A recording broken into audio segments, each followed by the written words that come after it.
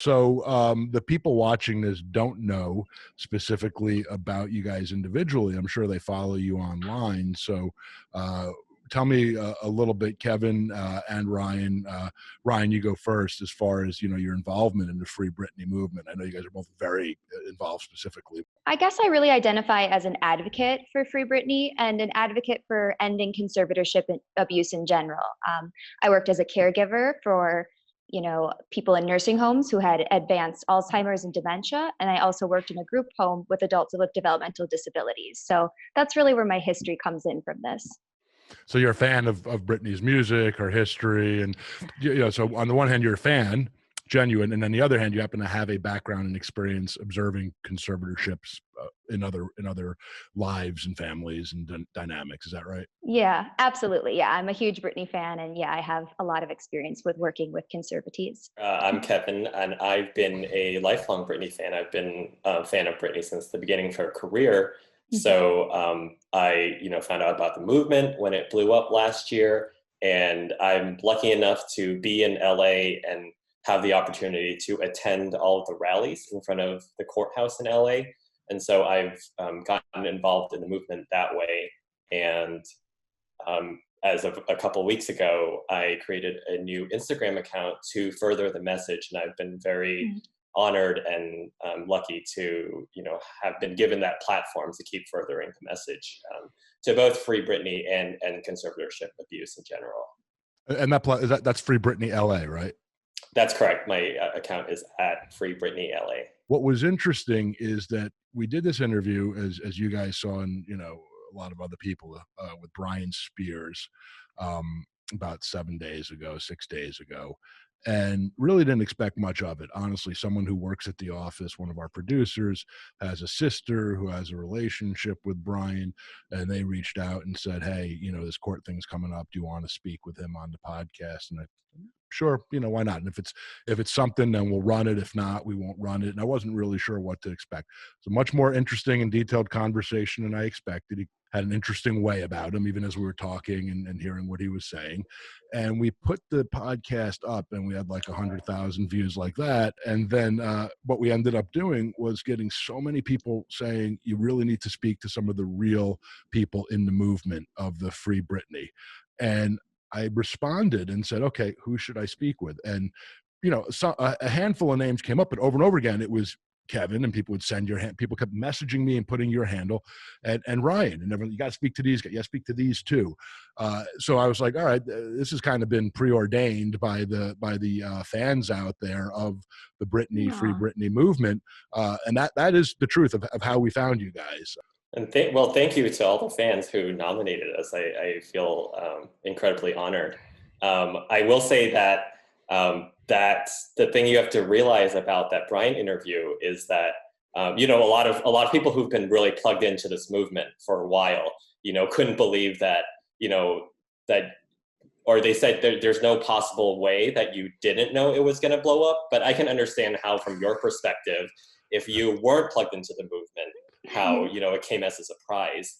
And the thing you have to realize about Brian is that I believe, and Ryan, you can check me on this, in the entire history of Britney Spears' career, Brian Spears has never given a public interview.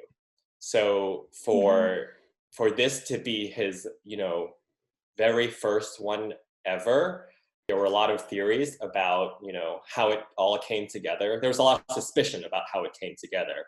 And, as you said, it wasn't anything sinister. Brian did it as a favor to, I think he did it because he wanted to speak. I mean, to be honest, that's my take on it. I can't speak for him.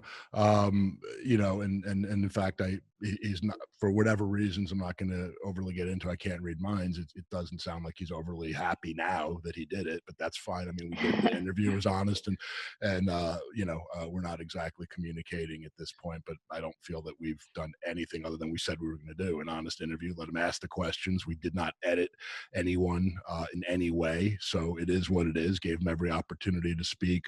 What I saw afterwards was what you just said, Kevin, in a lot of the magazines and media said, rare interview, first interview, gives us, and and on the one hand, where I didn't think that he was doing tons of them, and I realized that, you know, there was some consideration on his part to do it or not that came up through, you know, other people saying that.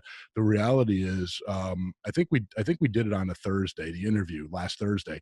Last Wednesday, on that couch right behind me that you can see, there's a basketball, there's Bruce Springsteen, who is just my version of Britney Spears, uh, and some other things. And there was 5 or 6 of us sitting around on the couch, just going through 17 things on our list that we do each day, from, you know, running our ad agency and everything else that we do. And then when the topic of As Not Seen on TV, the podcast, came up, we were going through the calendar, all of our different guests that we're about to do podcasts with, ones that we've already shot that we have to put up and put out there. And literally someone says, you know, Drew, do you want to speak about, do a little 1-minute video clip on the Britney Spears Free Britney movement? And I said, I really don't know enough about it. I know about her background. I'm familiar with the music. I know people that are really big fans.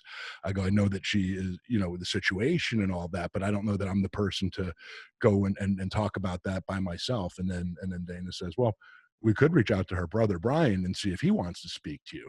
I said, oh, that would be interesting, because then it's not just me sitting there speaking, but let me speak to someone who's educated on it. Let me speak to someone who's really in it and has experience. So that was on a Wednesday. A couple hours later, like, yeah, we'll speak to you. Be happy to do it. I go, all right, but I can only do it if we do it tomorrow. Like, and when I went back, I had like an hour and a half on Thursday, and that was it, like, for the next, and otherwise, and I literally said, if it becomes interesting, then we'll put it up. And I said to our producers, to Dana, Adrian, everyone else in the room, I said, just be fair and upfront with them and say that, look, if it's not of interest, or if it doesn't come, I said, if I'm speaking to someone for 30 minutes who's just sitting there silent and taking the Fifth Amendment, that's fine, but I'm not going to run it. I'm not going to put it up there just for the sake of it. And that was the extent of it. And then the only rules were that I would not do anything where he can say in advance what you can't ask me. Someone had expressed through him that there were certain topics that he would have concerns about, or maybe he might not answer entirely. And I said, he could say, I don't want to answer that. He can say, you know, ask me another question. And I said, but as long as he knows that I'm not going to edit that part out either. He can, as long as it's straight through, not paid a penny. We've never paid anyone a penny to do the podcast, so nor did he ask for any money or anything, just to be fair. Because a lot of people online had said, oh, he must have been paid, he's doing this. There's, like you said, some conspiracy. It really wasn't. Ryan, when did you first become a Britney fan, and when did you feel it was more than just a fan, like kind of like a mega fan? And you know, I was a fan of Britney from the beginning. I was 11 when Baby One More Time was released, so I've really grown up with her. And I think I went from fan to stan, as if you will, was around when In the Zone was released. You know, Toxic was on there, like Touching My Hand, Breathe on Me. These are all like major songs for me as a teenager who was just kind of like learning about herself and, you know, kind of just discovering a lot of things. It really kind of blew my mind and really set the tone for just a trajectory of understanding myself and being more open with expressing myself. That makes a lot of sense. Kevin, what about yourself? I also became a fan when Baby One More Time came out, and you know, I just, you know, really loved you know, what she represented then. At the time, I really wanted to be famous, maybe a pop star. So I really connected to that. And I think over the years, my relationship to that desire for fame has, you know, has changed. As well as my relationship to Britney and kind of seeing, you know, what she's gone through. I think also, you know, as a gay boy, you know, growing up in suburban Virginia, I felt like she and everything that Britney's gone through, you know, really represents, you know, people who maybe don't have a voice. And I think that vulnerability, you know, is very endearing to a lot of fans. And that's why a lot of us want to use our voices to help her out. I think both of you hit on something that's really very meaningful, which is that she gave you the comfort level to be who you are. And that's, you know, really nice to hear and special. You know, I grew up in a typical town in New Jersey. And I think it was very typical in that, you could be who you were as long as it wasn't different, you know, as long as, and so think of that for a second, you know, and so I give you guys a lot of credit for tuning into that and tapping into it and using it the way that you did to really just, you know, be who you wanted to be, who you were meant to be. So I give you a lot of credit for that. When did you, well, first of all, I got to ask this, how many concerts have each of you been to? I've actually never seen Britney in concert. I feel almost like a bad fan for saying that, but That is going when to I was, bring the trolls out, Ryan. That is going to get you condemned. I know. Worse me. They're So going to say that idiot with the tattoos had a real super mega Britney fan on of the Free Britney movement, and that moron didn't even know that she hadn't been to 1,000 concerts live. I'm yeah, done, man. I mean, I think that's, you know, I've watched every single one of her concerts. You know, it's just like when I was younger, I grew up in a rural town. We didn't always have music coming our way, you know, it just wasn't there. And then as I got older, I remember when the circus tour came to town for the college I was in, the college town I was in at the time, and I was just too poor. I couldn't afford it. So instead, my only like experience of seeing Britney in concert was me sitting in the parking lot on the roof of my car, just trying to listen as best as I could. You know, and then once the Vegas residency started, I just felt kind of weird about it. I'm still aware of the conservatorship, and something just didn't feel right to me about it. I certainly don't judge people who have gone to her concerts and continued to support her, but for me, something just felt off, and so I just never went. I think that story, by the way, of sitting by your car on the roof of your car and listening to it that way is, I think that's one of the greatest fan experiences I've ever heard. Yeah. I do. I didn't think any Oh, thank performer, you. I think any authentic performer, I can't speak for him, would probably say the same thing, man. The kid who just gets as close as they can and just to soak it in is Yeah. awesome. Kevin, what about you? Yeah. I've seen Britney 6 times in concert. So when I was a kid, the only money that I ever got was from red envelopes on Chinese New Year. So I saved up all of that money and I bought front row tickets to the Dream Within a Dream tour, Oh and my that gosh. that was an amazing experience, and I'll never forget it. I will say that 4 of those 6 times were while Britney was under conservatorship. So, you know, in light of the Free Britney movement, I sort of regret, you know, kind of contributing to it. And during the Vegas residency, I will say that, you know, it did feel like something was up, and that did inform a lot of why I poured myself into this movement, because it a lot of, when I heard, you know, what I heard, you know, through the voicemail, which we can get into, that's when a lot of the pieces like fell into place for me. So what happened when all of a sudden leading up to it, and you guys have both said something interesting, that you both expressed concern either in hindsight or even at the time that you would have held off, Ryan, and Kevin, even you're having some potential regret in hindsight of supporting the brand financially, going to a concert once the conservatorship had begun. When did you guys first even see on TV, in the news, you know, online, that either she wasn't acting herself and you had a concern that way, or that there were concerning things about, I don't want to put words in your mouth, but whether it was her family, advisors? When did something say, wait a minute, this has gone from just music, my favorite pop star, this is awesome, to something concerning?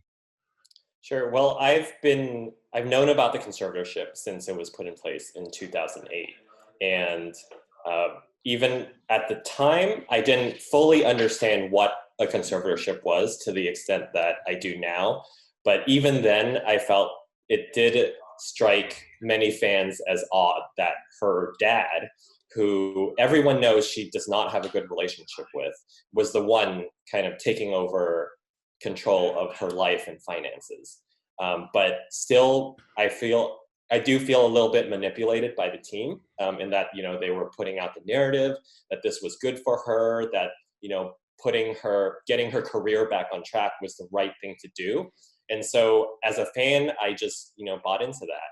And so I knew about the conservatorship and still questioned it. but bought into the narrative at the same time. But Kevin, how did that narrative come up? I mean, the reason I was asking if you noticed anything in the media or any interviews with her, any odd behavior around that time, because all of a sudden, if one day she's not in the conservatorship, and then the next day she is, and there's a quote unquote narrative, how does that happen, and who was putting out the narrative? I think the team had, everyone sort of, I don't want to say conspired, but, they worked together to sell us on, Britney going on tour, recording albums is a good thing, and that we should keep supporting that. We should keep buying her albums. We should keep paying to see her in concert. And so that's the narrative I'm talking about. I do think that throughout, fans will know what I mean when I say the femme fatale and Britney Jean eras. Like there was a lot of questionable, I should say, news reports about Britney's behavior during that time. It was very secretive. You would not see kind of a live interview with Britney the way we're doing now. Everything was very controlled. And fans have always known that, but didn't tie it directly to the conservatorship, just because of that, the narrative that I feel like they pushed very successfully. And so for me, I knew about all those reports during those eras, even though I went to see her in concert. But it was really during the Vegas residency when I went to see, and I felt like, and this is not a knock on Britney. I think she's, still extremely talented, but I felt like she was phoning it in, just from what I saw. And I was kind of disappointed that I had paid money to see, especially after I experienced Dream Within a Dream, like the Piece of Me residency pales in comparison. And so at the time, I felt like, someone on her team's not doing something right, or maybe Britney's heart just isn't in it anymore. So that's why when the Free Britney movement blew up and sort of put a spotlight on the conservatorship, the pieces fell into place for me, and we could blame the conservatorship for a lot of what we had witnessed over the years. I think any Britney fan would agree that the time seemed particularly challenging. She was going through a lot.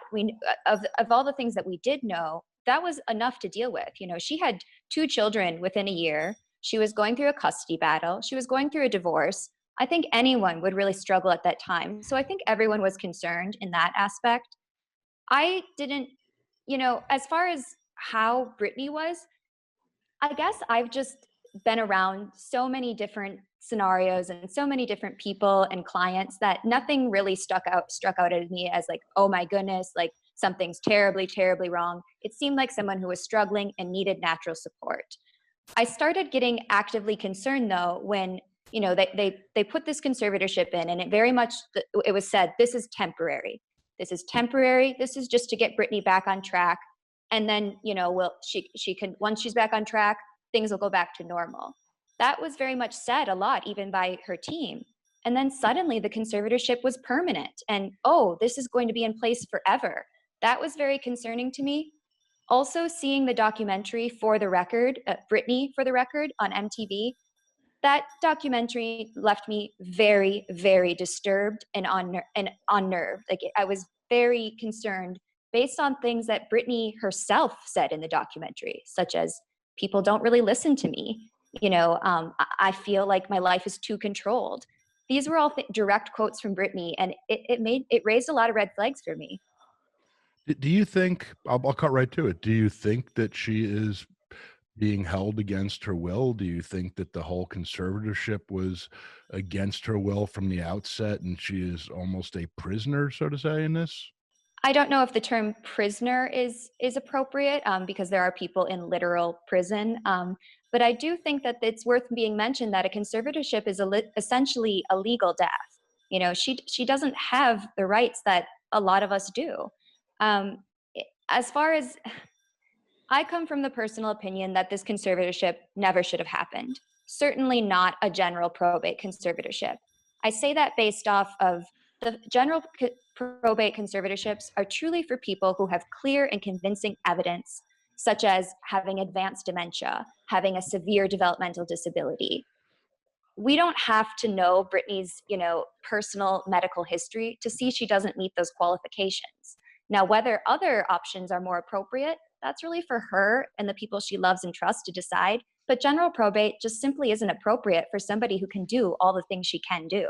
Over the last several weeks watching this, in addition to what you can't miss on the news over the years and reading, is that the conservatorship is very restricting, especially in her case, speaking with Brian Spears and even hearing his examples of it, of what she can do and can't do. And when you look into conservatorships overall, and then you look at someone who's amassed the fortune she has, excuse me, and how limited her free choices, and I don't even know that there is any free choice based on that. The part that struck me was twofold. Is one, how does someone with that level of wealth and history of success and freedom at one point so quickly go into the polar opposite of almost no freedom, no choice, limitations to the most basic decisions in life, needing permission? But then the other part that I've not been able to reconcile in any way goes back to a concert that Kevin was at, and one that you said you more or less boycotted, was when she was doing, the Vegas performances. I think it was Planet Hollywood, and some of the other ones during the conservatorship. That's what has really struck me is, so if the premise is that someone is not well enough to make basic decisions, I want to get in an Uber and go here, I want to go buy this, I have whatever it is, 60 million, 100 million, the number has been all over the board, but it's widely agreed and understood that she has quite a bit of money, and she has to get a very small allowance, certainly by any level of standard with her background, to do something. She can't even make those types of decisions, but yet she's well enough to go out on stage night after night and perform in front of thousands of people under lights and all of that pressure. And something about that has just been hard to even get from A to B on, as far as adding up. And again, we don't have all the info, it's not been made public, but what do you guys make of that? It's awfully convenient for the conservators, isn't it?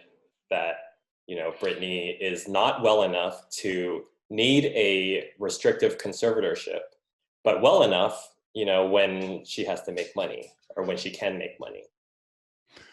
So is it a money play? Do we think that, like, Ryan, do we think that basically that there are people who want this conservatorship to stay ongoing and are fighting to keep it in it because they're getting rich off of this and her earning power? And if so, who? There are a lot of people making a lot of money in this conservatorship. Conservatorships in general are very expensive. And this is something we bring up a lot in the Free Britney movement. This situation is not at all specific to Britney. Her story is specific to her, but conservatorship in general and people using financial exploitation, using the court systems to achieve this, it's rampant. It's a thing that is definitely going on. It's a very real phenomenon. So you think there are people making money? Do you think, I'm not Yes. putting words in it. Is it her family? Do you think? I mean, is it business managers? I don't know these people myself. Is it, the only person I've ever spoken with from the family was the interview you saw last week with Brian and Spears, and he and I had spoken once or twice prior on the phone. But other than that, I'm curious, who do you guys think, who do the people in the Britney movement generally think are the beneficiaries? The money has to be going somewhere. Is it sitting in an account for Britney, just being added up, 80 million, 90 million, 100 million, I don't know, or where is it? Who's using it? We don't know exactly where all of this money is going. There is a lot of kind of confusion and mystery with some of this money. We do know that lawyers are making a lot of money on this conservatorship, a lot. Lawyers on both ends. Right. The evidence that we do have, we can get from the court documents about the conservatorship, because that has to be reported publicly. So we know that there are lawyers, namely, her court-appointed lawyer, Sam Ingham, and previously co-conservator Andrew Wallet, are making hundreds of thousands of dollars every year for basically doing nothing, just by having this conservatorship in place. We know her dad makes over $120,000 every year, just from the court documents. We also know that her reported net worth is $59 million. Now that's already sounds like a lot of money, but if you were to kind of look at all the revenue that her Vegas residency alone would have made, there is a suspicion that there is money being made by the brand that is hidden outside of the conservatorship. I Well, can't that's where, yeah. say that there's, yeah, I'll leave it at that. That's where it gets interesting, because I agree with you about look. I'll make a blanket statement about lawyers. I don't really like them, except for my own, and that's because they keep me out of jail and help me when I get sued. So I like my lawyers. If they're watching, people, all of you, and I need you, stay close. But having said that, in general, I mean, that's the way the legal world works. You look at any of these cases where the real people are defrauded and taken advantage of. Look in the finance world, Bernie Madoff, people were ripped off of their life savings, elderly people, whoever it was, lost everything, billions and billions of dollars. They ended up recovering billions. And then when you looked at the breakdown, an unbelievable, staggering amount went to the lawyers. It was absolutely staggering. You look at the Harvey Weinstein thing recently, that where a judge said, no, we're not going to allow this settlement, where basically the lawyers had all agreed to this settlement financially. And it was, hey, no, this is crazy, man. The lawyers make money. Everyone else makes money. He gets out of his civil issue, but what about the victims? There's not enough for them. They're the real victims. So lawyers are brilliant at that. So I get that part on the conservatorship. The part that seems interesting or just foggy, if her dad is getting 100,000 plus, which is what has been reported for running this, and I don't mean to make light of it, because we're in very hard times right now, and in California where I am, I think they're estimating 25% unemployment rates are coming or here already with COVID, and across the country, I get it, $100,000 a year is a lot of money for people right now. But when you look at in the scope of the Spears family and her career and the hundreds of millions that she's generated, and like you said, the worth of 60 million, they flew around on private planes, mansions, the whole lifestyle in the world. I got to say, 100,000 is probably the lowest amount of money anybody in the history of pop stars would ever have received for any level of management or oversight. So that part I don't really get, when everyone's like, oh, her dad's milking this. Look at this. He's getting over 100,000. I mean, that, that is exceptionally low. You have agents, managers, people who make tens of millions of dollars off of those things, which raises the question of, are people making money in other areas that we're not seeing? I'm not accusing anyone of anything. I'm just saying that it doesn't seem like he's making much money off of it. I don't agree with that, at least on the surface claim, unless the dude's got an island somewhere that none of us are seeing and flies in by helicopter and private plane. But I haven't seen that. So what's going on? I don't know how much exactly, he takes in from either the conservatorship and other sources, but even if we think that it's not a lot of money, shouldn't Britney be the one to have a say where her money goes? That's not a reason to keep the conservatorship in place. Yeah. He also does make percentages off of her shows. It's definitely, that's his flat rate. He also gets reimbursed for rent. He gets reimbursed for a lot of things. We just stick with that over 100,000, just because that's something that we have documents on, and we try to speak in facts. Yeah. So. I mean, well, and something else I want to. Go ahead. Yeah, Kevin, go ahead. I just wanted to say, the argument that they make for keeping conservatorship is for her mental health support.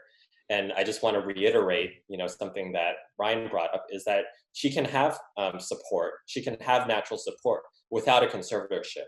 A conservatorship is a very expensive way to keep those support systems in place, and they're probably not even appropriate. Well, and it's interesting, something, Ryan, that you just said, and I'll say again, I don't have the facts of this in front of me. I don't even know if it's available, but it could be that there are two different things. One is that's his fee for the conservatorship, paying him for his time. But if you're saying that he gets a percentage of concerts and if it's also merchandise, and I mean, people are still buying the albums, downloads, streaming.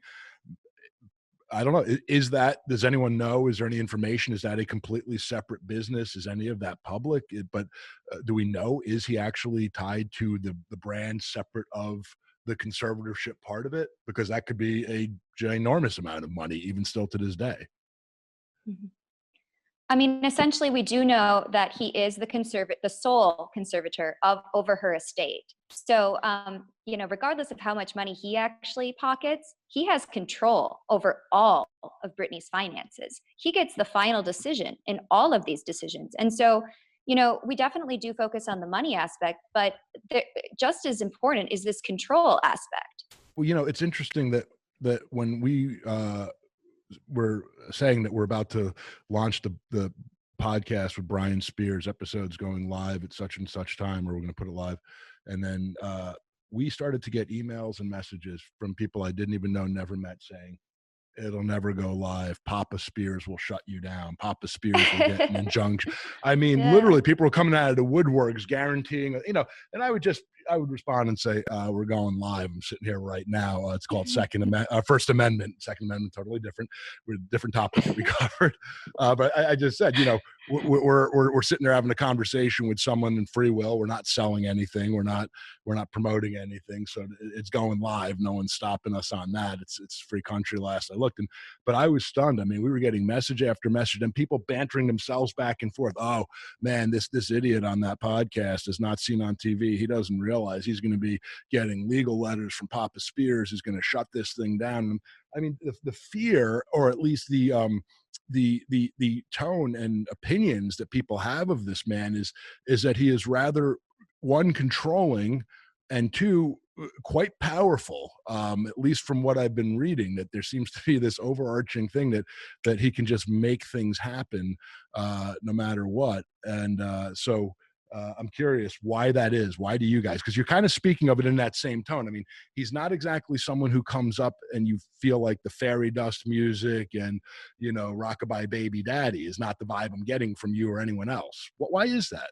Well, he has taken legal action against people speaking up in the past. So Yes. very, as recently as within the past year, he Our producers' names are Dana and Adrian for this document. Dana and Adrian. I'm just the patsy they hired off the street, and they handed me a list of questions. Okay, continue. That was my legal so I disclaimer. don't know how much you want me to get into it, but the truth is that he really has taken legal action against people who've spoken out against the conservatorship, or even just implying that they're trying to silence people, for the smallest things. This is a very, very litigious team. There's a lot of money at stake, and, Papa Spears will do, anything to protect it. And so I think a lot of those warnings that you've received weren't completely unfounded. And ultimately, no matter whatever the degree of control that he has, I think the position of the movement is that he should not have it. It should be Britney making these decisions for her life. If she wants to involve her dad in the decision making, she should have that right. But it's not fair for us to remove her agency. Well, I will say that if I recall, and you guys saw this on the interview with Brian, and he kind of flip-flopped on a couple things, and I don't think that that's something to be critical of him, in my opinion, in that he's not an attorney, so far as I know. I don't think he went to law school. He's not a PR person. My belief is that he was speaking to us about her as her brother, and I think that if he had a bunch of canned answers, it would have sounded more slick, like PR. I think there were questions he really didn't know the answer to, or he didn't know maybe what the family position was, if there was one. And I think he was trying to say some things without also creating any challenges for himself or the family. Again, I can't speak for him. I don't think he had any malice. I didn't get the vibe that he was pushing a certain agenda, but that there are probably lots and lots of questions that the fans have and want answers to that he simply is either not in a position to give that answer, not able to, doesn't know it. Maybe he's not authorized. I don't know. Again, I don't know the background. I don't know his relationship with the family. I don't know if he's on the payroll. These are things that we never got into in that sense. All I, again, knew is that we didn't pay him anything. We weren't asked for anything. I knew he said he had done some work with Live Nation, which is not that untypical. I mean, his sister's in the business. But when you start to then look at it and say where all of these different things go, it does lead back to lots of unknowns. But the one thing he said was that he does think that she probably wants out of the conservatorship, and said, of course she wants out of it. You know, something to that effect. I'm not going to say word for word without it in front of me, but of course she wants out of it. Why wouldn't she want out of it? Something along those lines. So, you know, if that's the case and she does want out, the We question should that honor came, that. well, and then one of our producers, if you saw the end of the thing, it wasn't planned. They hijacked and tag teamed me, and they came running in, and you know, Dana and Adrian, because they had a couple questions I didn't ask.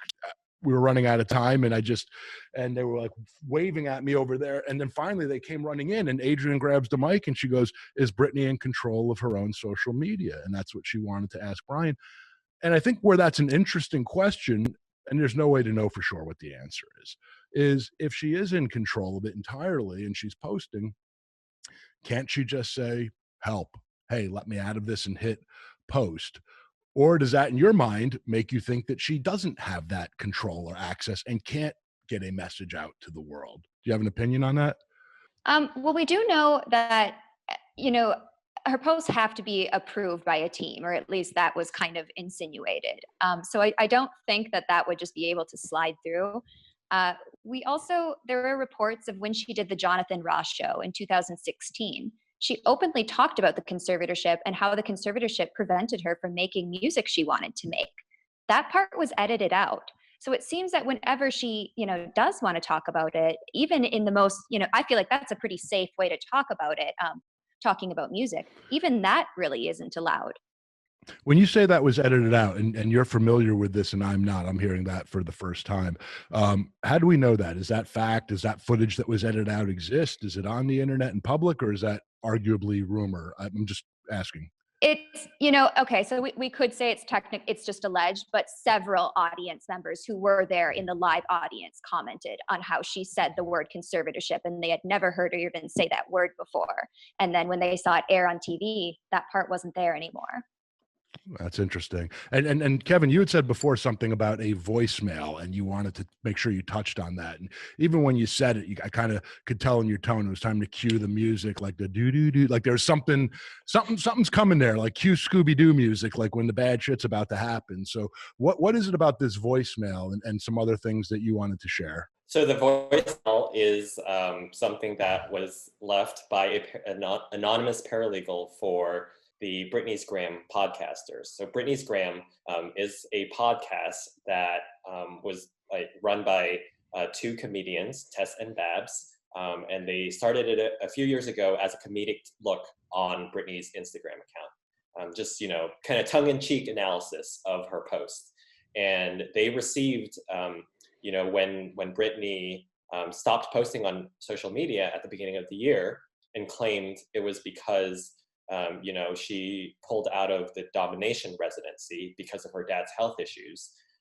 They received an anonymous voicemail from a paralegal claiming that she did not pull out of domination because of her dad's health issues. It was because her dad made her check into a wellness facility against her will. And that was the voicemail that kickstarted the Free Britney movement.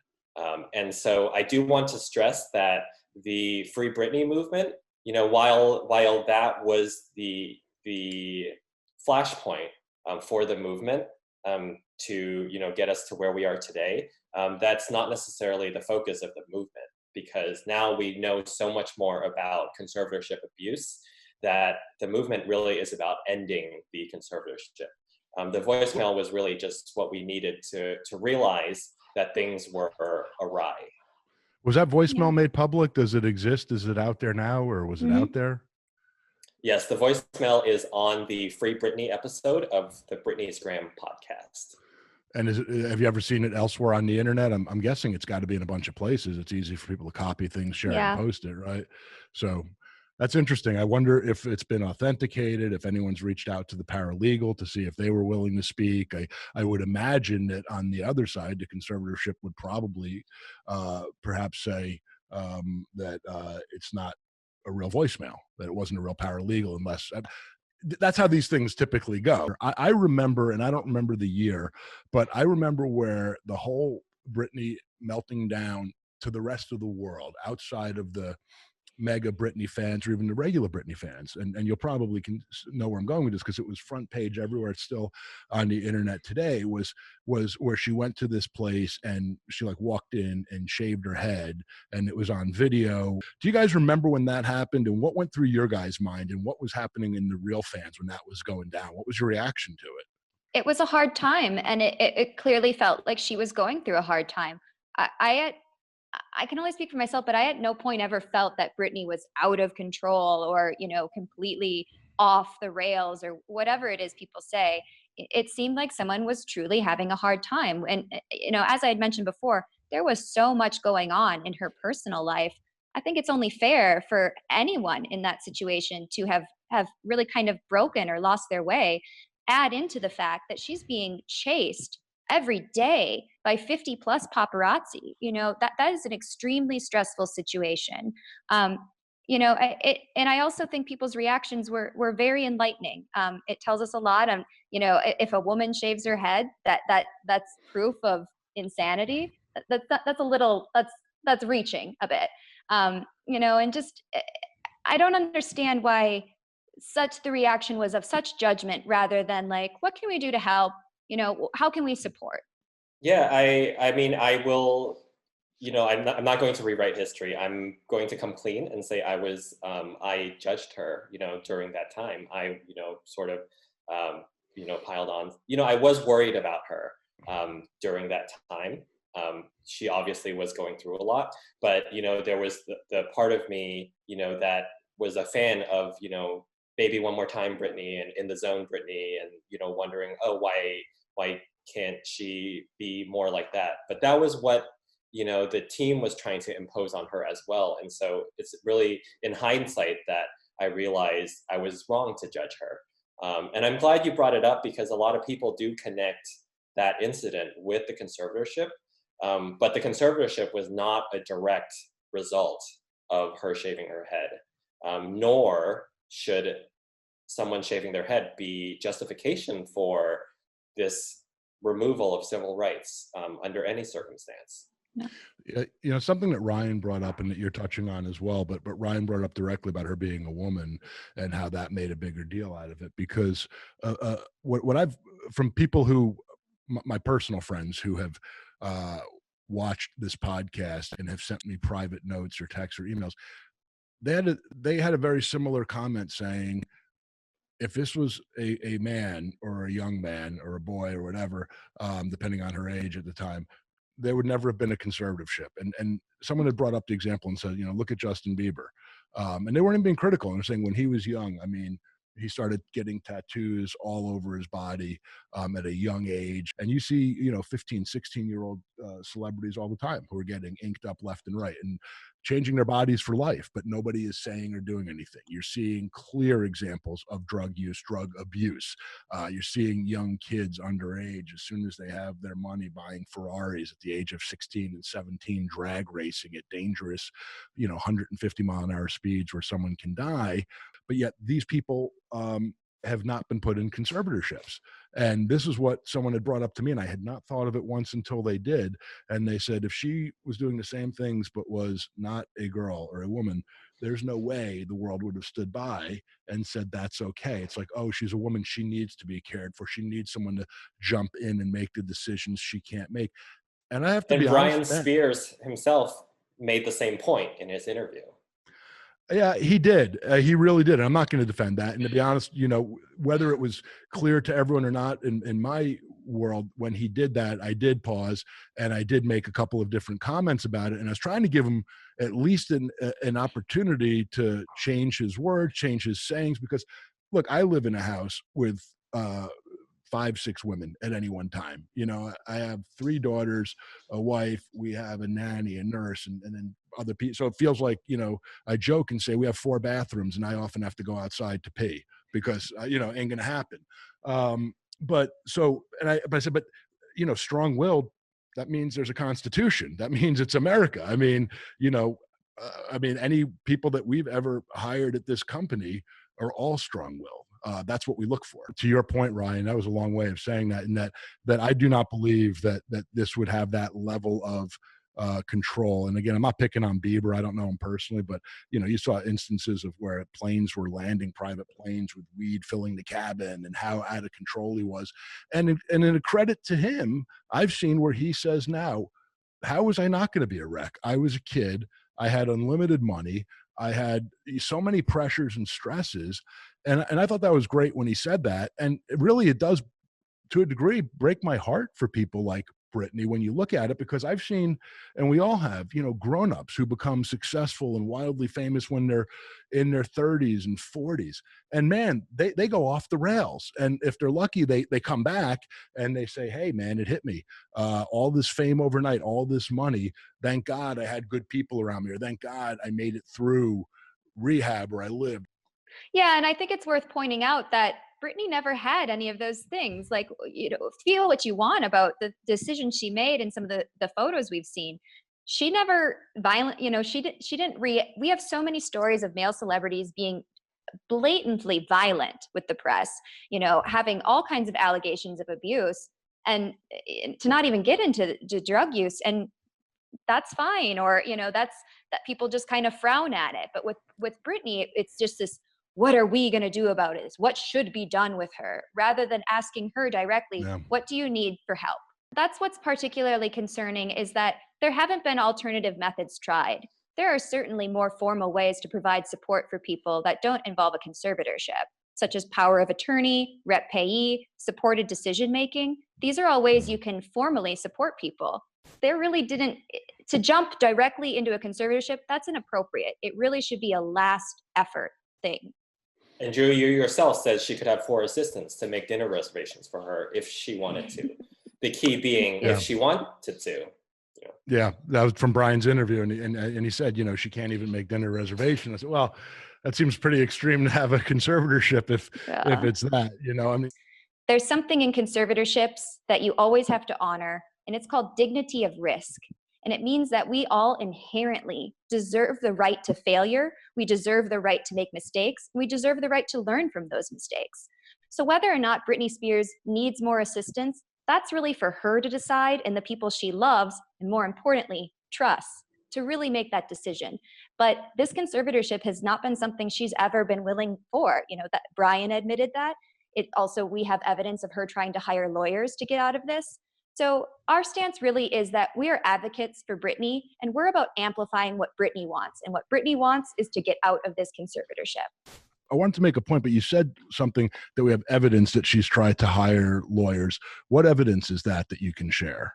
There's 2 lawyers that she tried to hire in February of 2008, really shortly after the initiation of the conservatorship. The first lawyer was ejected from the court, and the second lawyer was given a restraining order. This was because they deemed Britney incapacitated, unable to hire her own counsel. That's a little convenient. Said that. Yes. The court said that. Have these 2 lawyers ever gone on the record? Have they been interviewed afterwards and shared their own belief about what might be happening or not? I'm not sure about the first one. I know the second one did do some press at the time. I don't think he's spoken since. There was the restraining order. Yeah. I'm not sure how long that was. Yeah. And in fairness, I mean, at the end of the day, if it's a legal proceeding, a lot of times people are legally barred. They may have very well been legally barred from speaking about it. So maybe they wanted to, and they could have been in contempt of court. So, you know, again, it's more holes. It's not a fact that they, either way, I'm not trying to say that they were not seeing something very different. It's quite possible the court would not allow them to speak without being in contempt, where you can go to jail. So, you know, again, certainly a lot of circumstantial things for sure that are obvious on the surface, at least, and maybe more material that you know, certainly we're not seeing at the moment. We wouldn't have access. But one thing I do remember when we talk about the pressures and the strains of someone that age, I don't remember how many years ago it was, so I can't even say if it was before the conservatorship or once it had started. My guess is it was before the conservatorship, because she was out and about and shopping freely. I was driving where in the area generally of my hometown and passed a spot. It's a beach community, and all of a sudden, it wasn't just traffic. It felt like something had happened. Like you didn't know, like 18, 19 cars just stopped at all directions. People were getting out of their cars and running. And it wasn't until I saw some people running with cameras that I realized, oh, geez, it's a freaking paparazzi thing. And then I realized, and I'd seen it before being in LA, and it's really pretty disgraceful, to be honest. But then I realized it was Britney Spears, and she was just going into a store to look for some antique shopping. And I remember being so kind of like heartbroken for her, really. And I didn't expect myself to have that reaction. I honestly thought at the time where I was at in life and my mindset, and I didn't know her or about her other than she had a ton of money from, her music and touring. I probably would have thought my mindset would have been like, all right, then hire more security. And it wasn't. It was like seeing the physical body rush and the paparazzi knocking people out of the way, walking down the sidewalk. And even in front of me, I was just trying to get home, and someone's car, one of the paparazzi's car, was left running with the keys in park while they just left their car in the middle of the road, blocking everybody else. And I waited there, and after they either got their shots or whatever it is, or scared her off to where she was probably terrified, and my heart broke for her and for other people I've seen like that. I just cannot understand how that's allowed. It felt like terrorism, to be honest. Absolutely. I think there's a lot to be said just from the environmental stress of that situation alone to not to not even get into the other pressures. Yeah. Yeah. What do you guys, we're kind of getting towards, the end of everything of this discussion. I want to make sure that we don't leave anything out there. What else is there that you guys want to say to other people in the Free Britney movement? Many will be watching this. How big, by the way, is the Free Britney movement so far as you guys can gather? Is there a general estimate that is reliable in numbers? It's hard to say. Like one of your producers, I think it was Adrian, who pointed out, over 200,000 people have signed the change.org petition for Britney to hire her own lawyer. I know both Ryan and I have thousands of followers on our Instagram accounts. So there are a lot of people all over the world who are very invested in seeing Britney win her freedom. And it's coming up. The case is, again, they had to postpone it. I mean, there was technical issues on her end. It sounds like, is that right, of the court case last week? No, not the case. Do you want to take that, Kevin, since you were at the rally?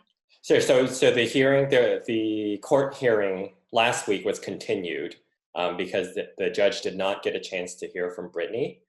We don't have a lot of information. We don't usually get a lot of information about what happens inside these hearings, but we do know that the judge wants to hear from Britney, and they rescheduled the hearing for August 19th. So we are going to rally outside the courthouse again then.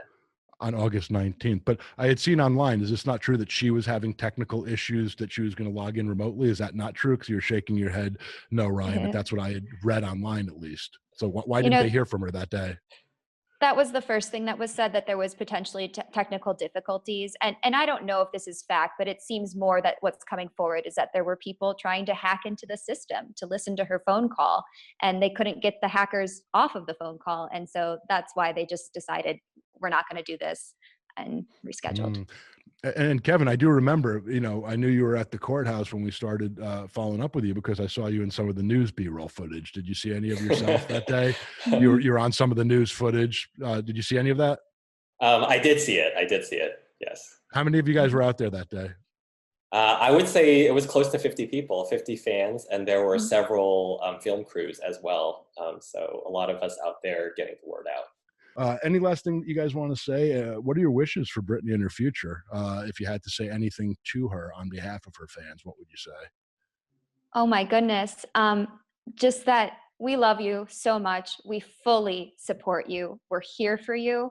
And, this isn't quite just for Britney, but for as a message at large for people to really think about is, whose rights are we comfortable taking away and why? That's something we really need to ask ourselves. Mm. Yeah, we love Britney and we support conservative voices. Well put.